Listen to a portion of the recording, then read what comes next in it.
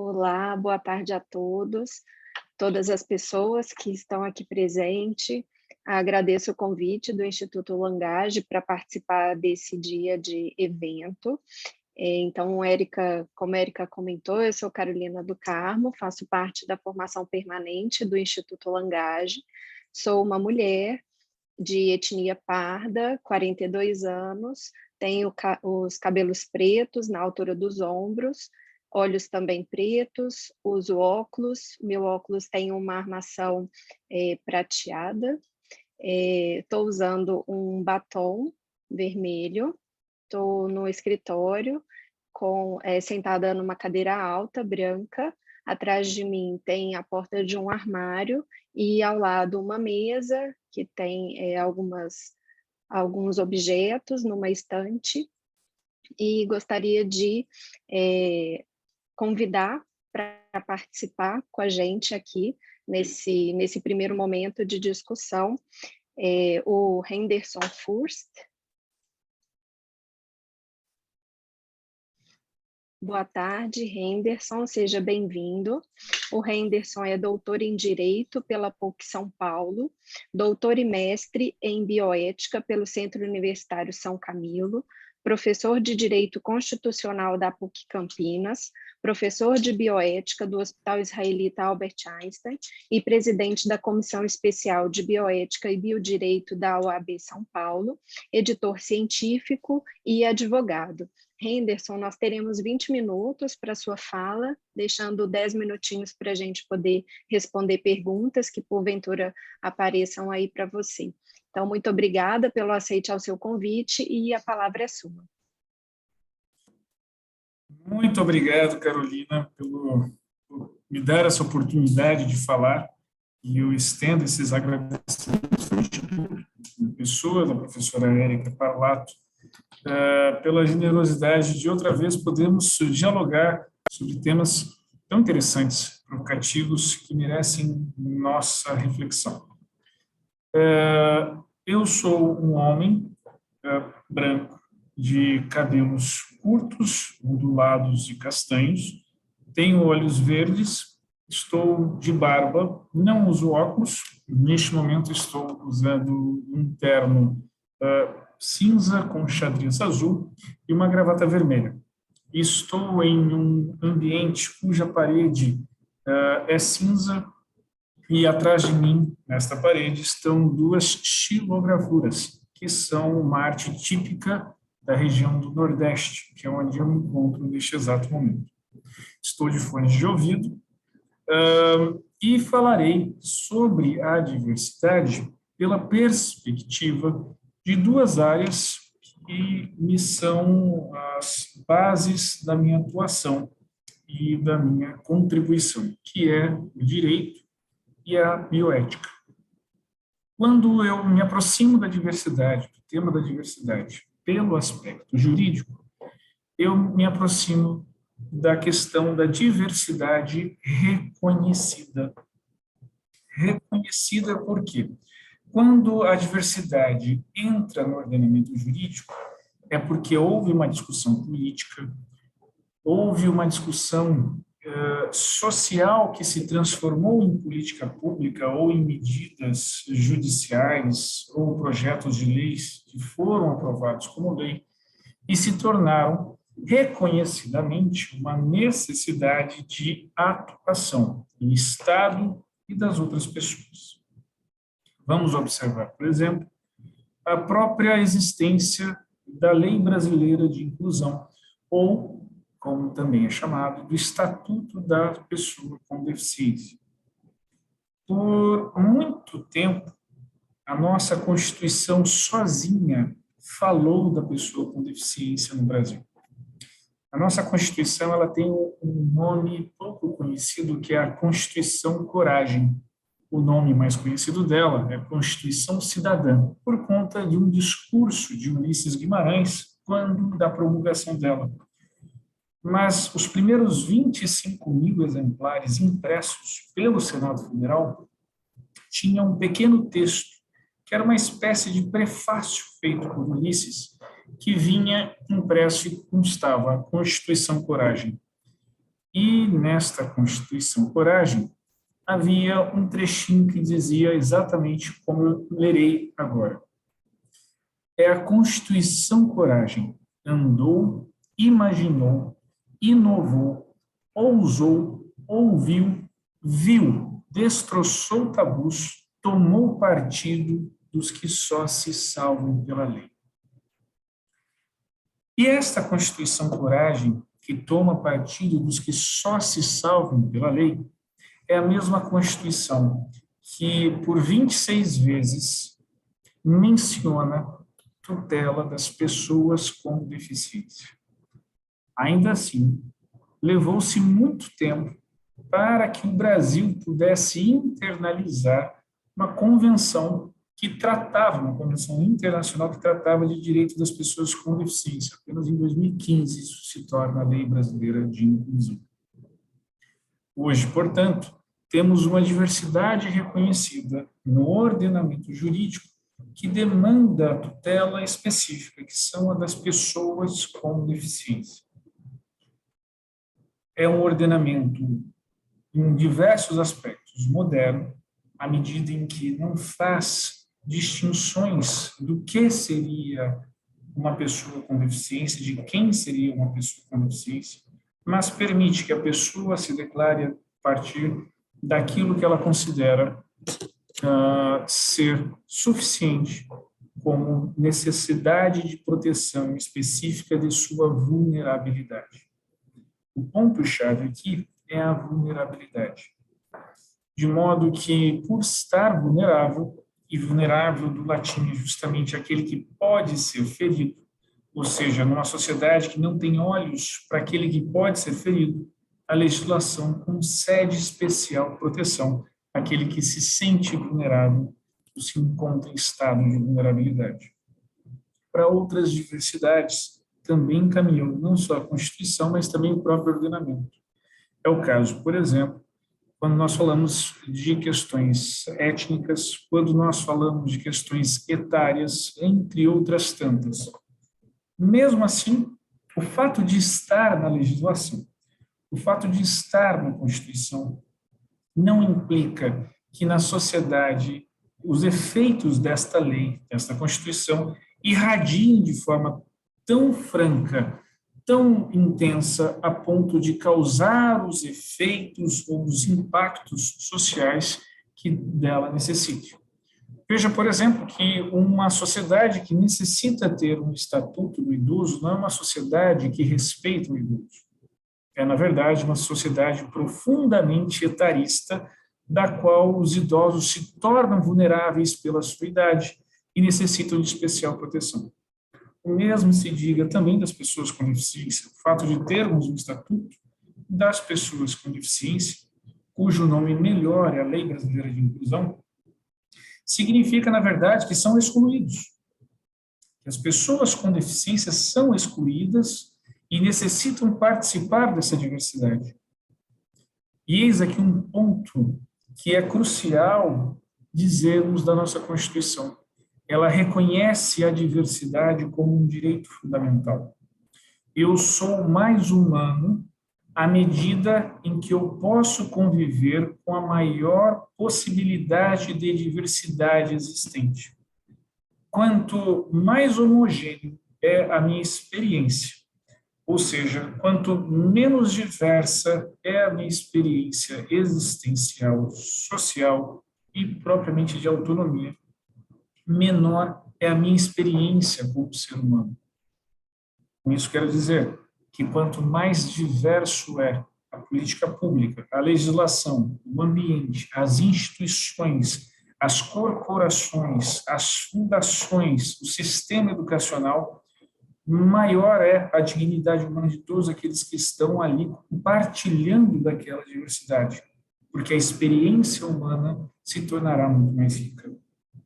Ocorre que, mesmo com essa mensagem dada pela Constituição, mesmo com essa mensagem dada pelo nosso ordenamento, não é isto que nós vivenciamos na prática. Podemos observar, cito aqui o Brasil contemporâneo, políticas públicas que têm retroagido em matéria de diversidade do sistema educacional, por exemplo. Basta dizer que há interesses em retornar os institutos de ensino especializado a pessoas com deficiência como os antigos institutos em que havia movimentos de segregação das pessoas com deficiência do meio do convívio social. Inclusive, institutos estes que historicamente foram ambientes de realização de pesquisas clínicas com seres humanos completamente antiéticas.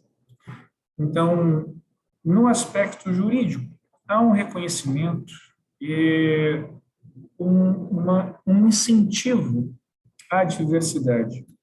Podemos até mesmo dizer desse incentivo como o recente estímulo que a lei eleitoral tem dado para fomentar a candidatura e o aumento da participação das mulheres na política, como uma forma de aumentar a diversidade de gênero na política. E esta é uma conta muito simples. Se nós observarmos que nós temos uma maioria feminina na população brasileira e apenas 77 mulheres na Câmara dos Deputados, nós já podemos observar que há uma grande quebra de representatividade. E isso também se diga a outras representatividades que não se fazem presentes por conta do mecanismo eleitoral. E aqui também a das pessoas com deficiência.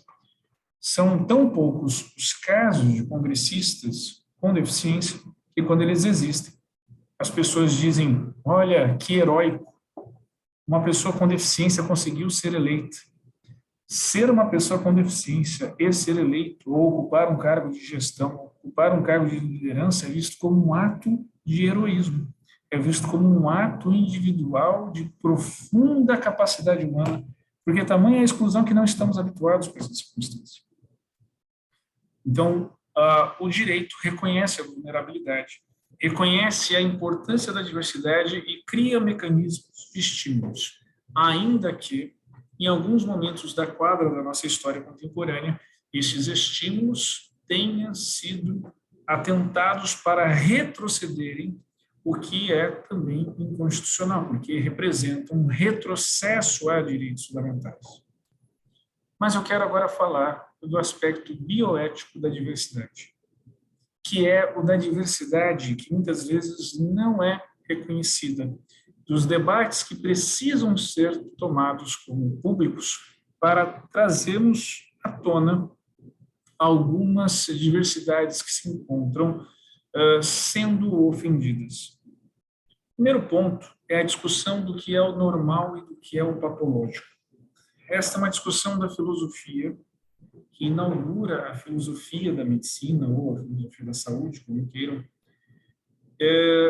que não é recente, data pelo menos da década de 70, em especial na França, nos anos 60 também, inclusive, que passa despercebido da sua profunda relevância, mas que diz tudo acerca do reconhecimento da diversidade do ser humano. Notem, por exemplo, que até os anos 90, a homoafetividade era tida como um comportamento que era patológico. Foi necessário muito tempo, e até hoje vemos os efeitos dessa patologização da homoafetividade entre nós. Do mesmo modo, diversas manifestações da biocorporificação humana são tidas como patológicas. Nesse sentido, eu ressalto as pessoas com deficiência como elas são patologizadas, a ponto de que diversos países no mundo, e isso o Brasil não é ostensivo, mas é pelas entrelinhas, a questão do abortamento de fetos com deficiência para se evitar o nascimento de crianças com deficiência, por serem tomadas como patológicas. Nós podemos observar a grande redução de nascimento de crianças com síndrome de Down, por exemplo, pelo abortamento legal em diversos países mundo afora, por não aceitarem a síndrome de Down como parte da variedade humana normal, por patologizarem a ponto de tomarem como indesejável a presença daquelas crianças entre nós. Isto, entre outras coisas, tem sido de fundamental relevância de debate público, porque se nós não trouxermos à tona, a engenharia genética se aproxima cada vez mais para instrumentalizar políticas segregacionistas, patologizantes da variedade humana, para procurar cada vez mais homogeneizar aquilo que a maior riqueza possível que nós podemos ter é a diversidade. Que, inclusive, a nossa Constituição, entre outras regras internacionais de tratados de direitos humanos, tem dito como quanto mais diverso, quanto mais plural, quanto mais nós nos reconhecermos diferentes, maior a riqueza da experiência humana, maior a dignidade humana envolvida. Portanto, é este o caminho da tutela necessária. Com isso, eu encerro aqui, deixando espaço para perguntas, para dizer, portanto, de dois campos. Um do reconhecimento objetivo da diversidade, que é posto por meio de legislação, especialmente com incentivo da Constituição, com base constitucional, e que sofre alguns atentados de retrocesso. O outro é o da diversidade não reconhecida, que é daquela da patologização, que, ainda que pelas entrelinhas, tem estabelecido mecanismos de retrocesso, de violação à dignidade humana e aos direitos fundamentais.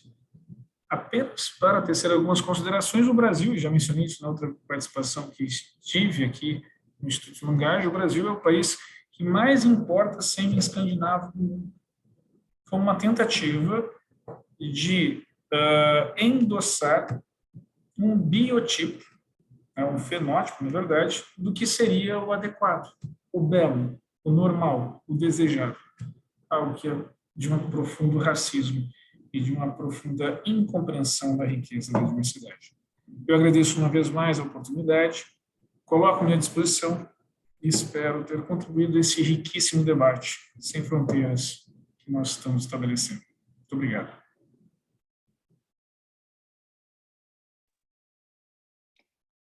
Obrigado, Henderson, pela sua exposição.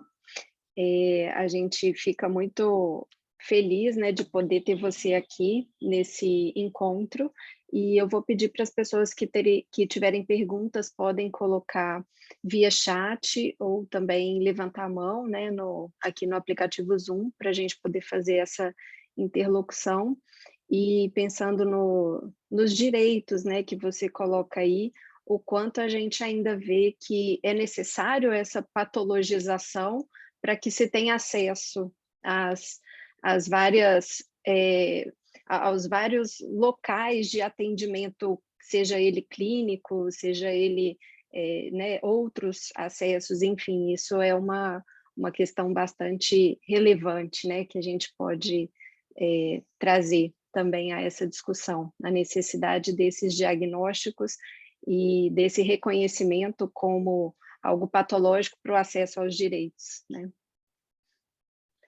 Temos duas pessoas aqui de mão levantada, eu vou pedir ao Tarcísio, então, que abra o microfone, e aí, Raquel, eu acho que o melhor é que o Tarcísio também seja fixado, né, para você fazer a tradução em Libras.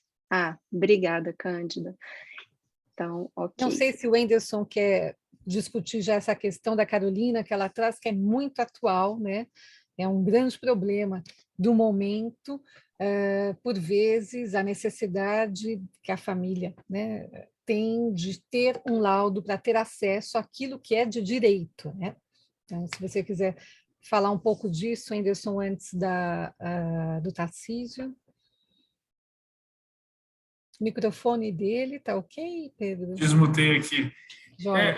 Professora Érica, essa tem sido uma questão muito difícil a diversas pessoas, em especial aquelas que sofrem com doenças raras, porque são pessoas que muitas vezes sequer possuem diagnóstico.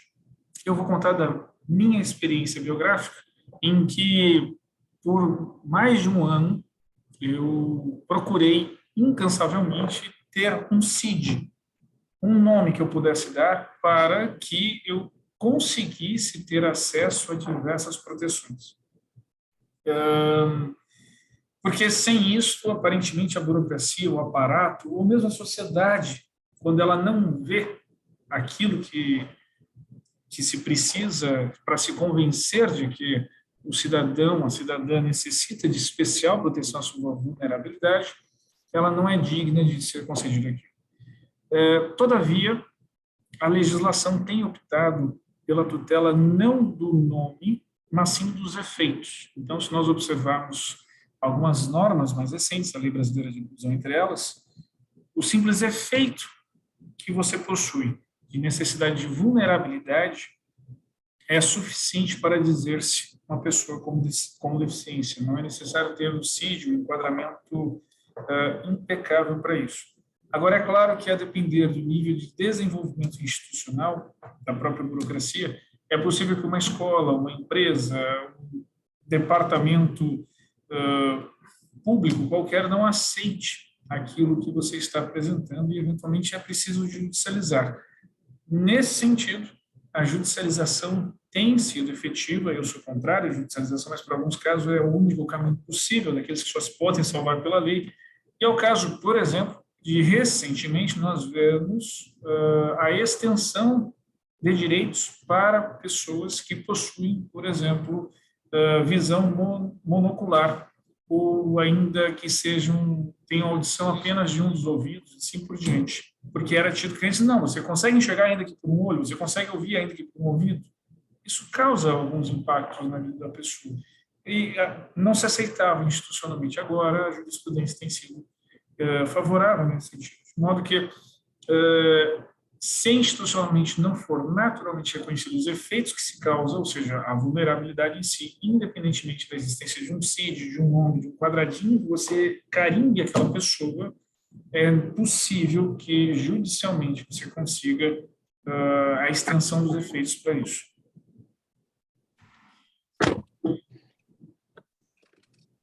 Obrigada. Tarcísio, pode abrir seu microfone. Professor Henderson, boa tarde.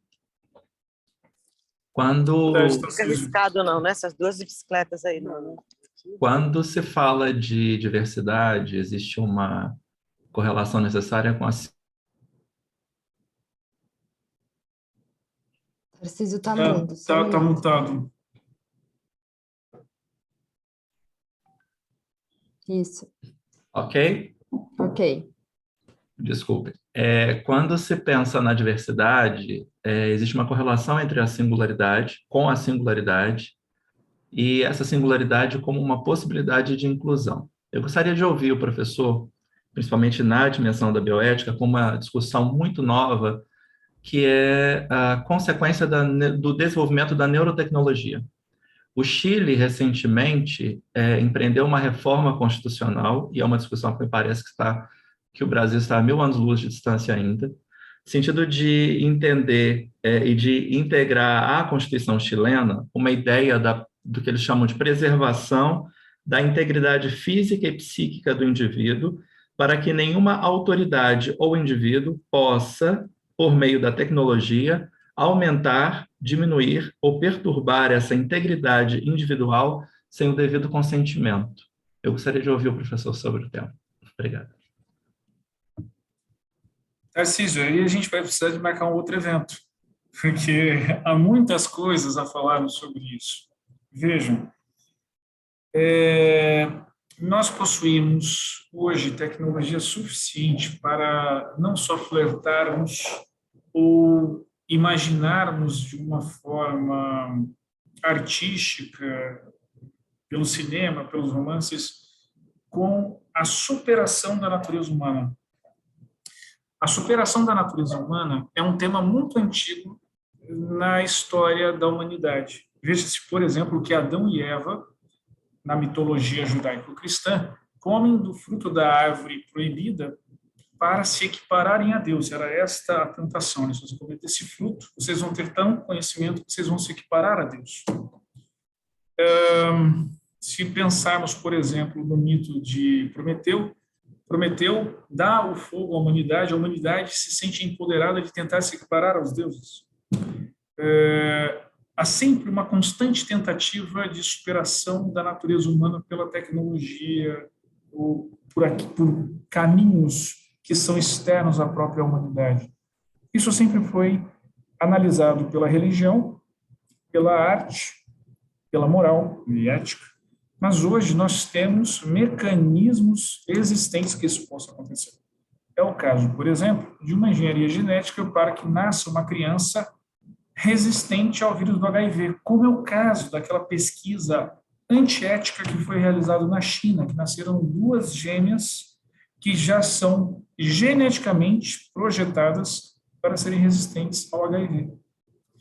Nós já temos, por exemplo, mecanismos, isso já é um pós-humano, mas antes do pós-humano nós temos o human enhancement, ou o aprimoramento humano, que é o caso, por exemplo, das pessoas que não precisam tomar Ritalina e tomam simplesmente para aumentar sua concentração. Então, ainda que sejam passageiras, essa questão, você vai passar do efeito do remédio, você volta à sua concentração habitual, é possível você potencializar a sua concentração por meio de um mecanismo externo. E cada vez mais se estimula, se busca mecanismos de você amplificar aquilo que naturalmente lhe fora dado. Desde a concentração, ao sono, a produção de colágeno para manter-se sempre jovem. Agora inventaram um tal de chip da beleza, que nada mais é do que uma cápsula repleta de quinquilharias com vitamina, colágeno e hormônio, etc., que, em tese, potencializa o corpo humano, para ele ficar mais forte, mais disposto. Então, há uma instrumentalização da ciência para que superemos a própria natureza humana. O que o Chile fez é extraordinariamente visionário, porque no futuro vai ser difícil você conseguir consumir alimentos orgânicos, por exemplo. Vai ser difícil você conseguir educar uma criança a ter uma concentração adequada para a leitura de um livro, para ouvir uma música. Vamos falar de algo mais curto. O relatório do Spotify indica para as produtoras que para uma música hoje em dia fazer sucesso, ela não pode ter mais de 2 minutos e meio. Led Zeppelin seria um fracasso de público e crítica hoje em dia. Sim, a Leandra fez uma cara, olha que dó, como viveríamos sem Led Zeppelin, por exemplo? Led Zeppelin seria um fracasso de público e de crítica, porque não conseguiria jamais colocar um solo de guitarra em 2 minutos e meio. Então, notem que há um projeto de uma comunidade pós-humana sendo aplicado com estímulo atualmente passageiro, você tem que comprar, adquirir de alguma forma, seja ela oficial ou não, mas há já tentativas de você fazer isso plenamente, ou seja, definitivamente ter aquilo incorporado assim. Além da questão que você mencionou da Constituição do Chile, é importante observarmos alguns avanços, por exemplo, na Alemanha, acerca da neurodiversidade. Hoje, o cérebro é o centro de tudo. Se observarmos alguma literatura da década passada, havia uma grande preocupação com a formação do cérebro das crianças, que era bom você colocar música clássica para elas já irem ouvindo, porque isso potencializaria os neurônios, etc. Ou seja, a neuralização do ser humano. Mas que ninguém falou da neurodiversidade. E a neurodiversidade hoje é um ponto sendo muito atacado. Haja vista a compreensão social do autismo, por exemplo, né? Ou ainda de diversas outras neurodiversidades que implicam uma profunda segregação social. Espero que algum dia a gente consiga também aqui no Brasil fazer uma emenda constitucional para ampliar. Não que precise, porque a nossa Constituição já diz que outros direitos fundamentais decorrentes dos que aqui estão, e se a nossa Constituição se preocupa com a diversidade, ela também deve se preocupar com a proteção, com a condição natural do ser humano para não ser violado pelo pós-humano ou ainda pelo aprimoramento humano.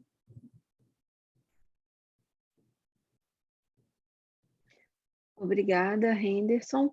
Eu vou pedir que o Douglas abra o microfone. Douglas, ele estava já com a mão levantada, mas caiu a conexão e agora já está restabelecida. Então, Douglas, você consegue abrir seu áudio? Oi, consigo sim, vocês me ouvem com perfeição? Sim, Douglas, eu vou te pedir para, antes de você fazer sua pergunta, que você faça sua audiodescrição.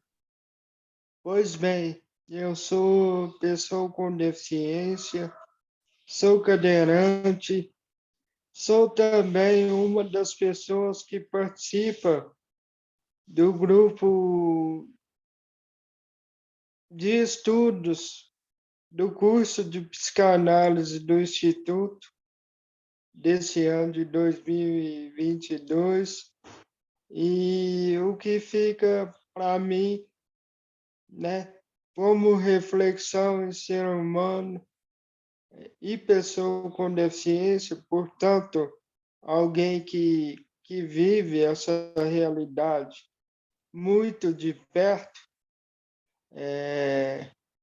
será que nós, como seres humanos, a gente não tem assim o hábito de distorcer ou desconhece um pouco desse conceito de diversidade, e talvez por isso nós tenhamos uma dificuldade para elaborar políticas públicas para a efetivação do direito e participação da pessoa com deficiência, não é? E eu não falo só para nós, eu falo para todos os grupos, sejam eles quais for, os negros, os gays, né? Quais sejam as diversidades e os nomes que eles recebem, em virtude das suas características. Felizmente, eu, como pessoa com deficiência, já percebo, né, uma mudança de política pública em prol desse movimento, que é a igualdade de acesso para a pessoa com deficiência. Mas, enfim, a minha pergunta e o meu questionamento é isso. Será que a gente não tem um pouco de distorção desse conceito de diversidade e talvez por isso um preconceito? Boa tarde para vocês. Boa tarde, Douglas. Muito obrigado pela sua pergunta. Todo conceito, ele demanda um preenchimento semântico. Isso válido tanto para o direito quanto na própria linguagem. Eu vou dizer no direito. No direito, uma placa que diz é proibido usar trajes de banho, ela tanto vai estabelecer que uma praia é nudista, quanto vai estabelecer que uma praia é moralista e é preciso colocar ainda mais roupas do que os trajes de banho. Eu preciso, portanto, de ter contextos, eu preciso, portanto, de ter um ambiente hermenêutico para a compreensão daquilo. Nós somos em cerca de 45 milhões de pessoas com deficiência no Brasil. Isso é aproximadamente, nós estamos em 220 milhões de habitantes, talvez 20 e poucos por cento, talvez, da população seja uma pessoa com deficiência. É necessário, portanto, que uma representatividade tão grande dessa socialmente se manifeste, caso ela não se sinta incluída naquele conceito. porque quanto mais abrangente esse conceito for, melhor é para a proteção das vulnerabilidades. Nós observamos, às vezes, algumas minorias cada vez mais se segmentarem em prol do encontro de uma minoria ainda mais singular, o que poderia propiciar melhores a adequação e proteção, mas, na verdade, enfraquece o grupo. Por procurar um conceito tão específico daquela minoria, que excluirá outros que também se encontram naquela vulnerabilidade. De modo que penso que, se há distorção no conceito, é preciso que nós participemos do debate para ampliar esse conceito e incluir cada vez mais, ampliar o conceito e retirar as distorções que possam ocorrer.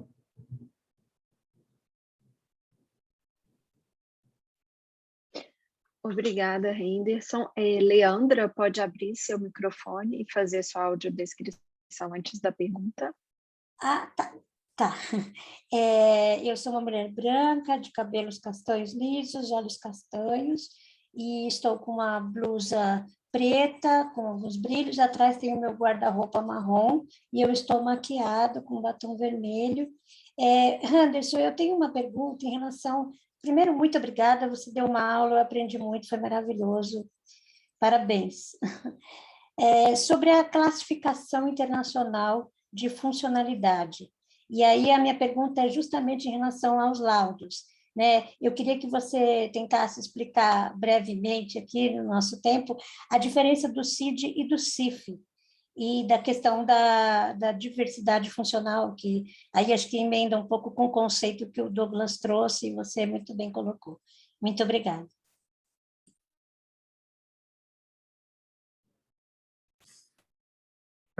Leandra, essa pergunta é muito boa e agradeço por ela. Quando nós falamos em CID, nós falamos em... Vamos imaginar um grande armário, repleto de gavetas. Como naquelas cômodas antigas em que se guardavam cartas, um gigante, que eram inúmeras gavetas. Às vezes tinha mais de 100 gavetas numa grande cômoda. O CID é isto. Eu procuro, na verdade, encontrar o quê? A caixinha na qual eu posso colocar aquela pessoa, dando-lhe ou carimbando-a um código que vai lhe acompanhar por anos, talvez mesmo até toda a sua vida biográfica. Já quando eu falo na questão da classificação do CIF, e o CID é muito relevante por diversas questões. Por exemplo, eu consigo fazer estatísticas, eu consigo criar políticas públicas baseadas em evidências, que são os dados que advêm da estatística. Nesse aspecto, o CID funciona muito bem, embora ele seja excludente, porque, como eu mencionei da questão das doenças raras, muitas delas ainda não estão classificadas dentro do CID. Já o CIF, ele diz respeito à funcionalidade. Então, nós estamos pensando no impacto que tem na vida daquela pessoa.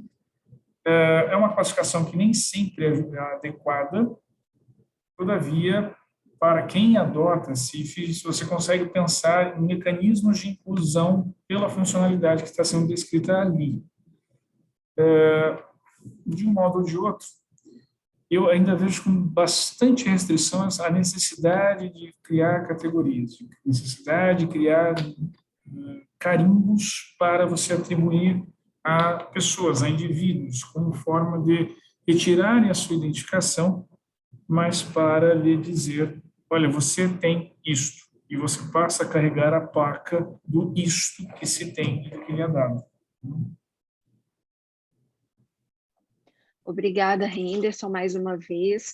E eu sei que a discussão aqui é bem abrangente, que a gente poderia ficar aqui mais um tempão falando a esse respeito, mas infelizmente vamos encerrar essa palestra para a gente poder iniciar a próxima. Então, agradeço mais uma vez, Henderson, por sua participação aqui com a gente. Eu que agradeço, é um privilégio para mim. Muito obrigado pelo convite. Nós